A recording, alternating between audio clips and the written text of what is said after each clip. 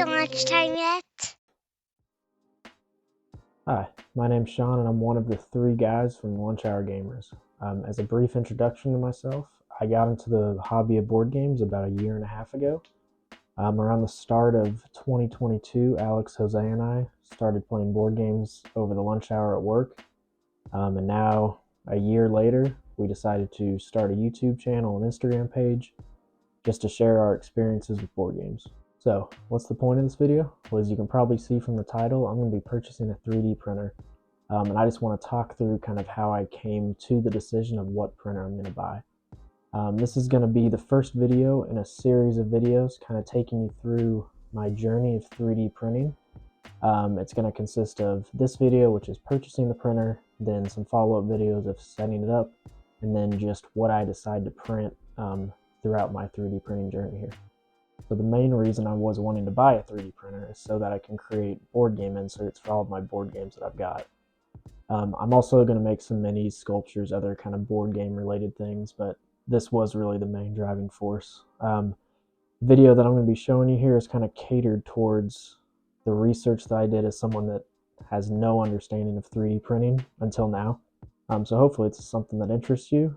If so, stay tuned. But without further ado, let's get into 3D printing and how I made this decision. There are two options when it comes to 3D printing: filament and resin. When I first started looking into 3D printing, I didn't even know what those two words meant, let alone that those different materials require different types of printers. So, what is a resin printer and what is a filament printer? Filament printing utilizes a string of plastic called filament that is extruded through a hot end and laid down on the build plate. This filament is laid down in multiple layers that eventually add up to form whatever you're printing. The quality of a filament printer can vary depending on how thick you want each layer to be. This can be referred to as extrusion thickness, and it essentially means that the smaller your extrusion, the more detailed and smooth your print will look. Other than the printer itself, you only need to purchase the filament, which comes in rolls and can range from roughly $20 to $50 per roll. The other advantage to filament printing is it looks like you're able to print larger scale items with these types of printers, so for example, board game inserts. A resin printer utilizes UV light to cure liquid resin into layers. A resin printer uses a type of elevator and will raise and lower into a vat of resin. When the elevator is at the bottom of the vat, a UV light is applied that hardens the resin and creates a single layer of your print. This UV light that cures the resin can either be a solid state laser or a digital projector screen. This projector screen can then be broken up into either a digital screen or an LCD screen. The difference essentially being that the LCD screen is much more affordable, but its lifespan is much shorter and require that the screen be replaced at some point.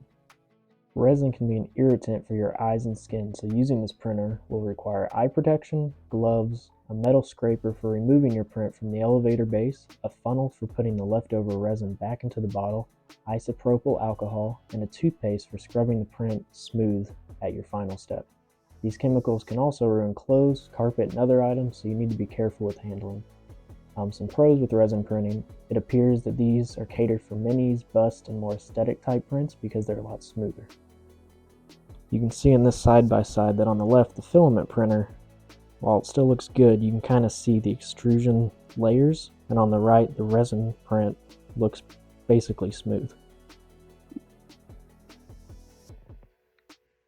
Next, I want to talk through the different brands that I looked at for each type of printer and the cost associated with them. We'll start with the filament printer. So I looked at two different models. Both of these would be considered entry level and somewhat affordable. The Ender 3 version 2. It currently costs $189 on Amazon. There are different, more expensive versions of the Ender 3, but the base version is what I did my research on. Some of the pros: the cost of the Ender 3. It also has a larger build volume, and it's fairly accessible and easy to use. Cons: there's no auto bed leveling, the nozzle temperature only gets to 250 degrees Celsius, and what that means is essentially the lower the temperature, the more air gaps that can form, which decreases the strength and quality of your prints. The Ender 3 also requires some additional mods to be a little bit more user-friendly. With all these cons listed, I do want to preface that this is still a fantastic option and is definitely the more budget-friendly option, which is a big consideration. The next printer is the Prusa Mini. It currently is $540 on the Prusa website if you go with the semi-assembled option, which my research showed that this is something you want to do, and a filament sensor. This sensor essentially allows you to use up small amounts of filament from spools that you're trying to use up and won't ruin prints. My basic understanding is it essentially monitors when the filament is being extruded and will pause your print if it doesn't sense filament. Some of the pros of the Prusa Mini is that it has auto bed leveling, higher nozzle temps compared to the Ender 3, so it can get up to 280 degrees Celsius. It also has fantastic customer service, which I think will limit any issues that you could run into as someone who is just starting out in this hobby. Some of the cons: it has a smaller build volume. The cost, it's more than double the cost of the Ender 3, and 60 of that is just shipping alone. Next, I want to go through the resin 3D printing options. I researched 2 models, and the cost for both of these is about the same. So first, there was the Anycubic Photon M3. It currently costs $249 on Amazon.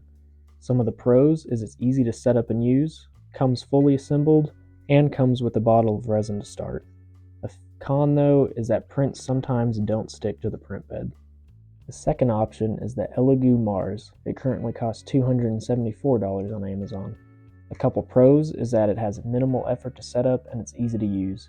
A few cons, though, is the cooling fan's loud and it can have some firmware issues.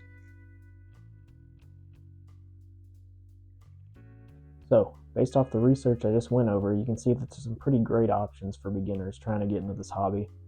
The first choice I had to make was I going to do a resin printer or a filament printer? Ultimately, I decided to go with a filament printer. That decision essentially came down to 3 reasons. Number 1, I really plan on just using this 3D printer for board game inserts, and the filament printing just seemed like a more simple option for me. Second, the filament option just seemed like it was a more flexible option. I'll be able to create large-scale prints while also still being able to do some smaller detailed prints, just with a small trade-off of quality.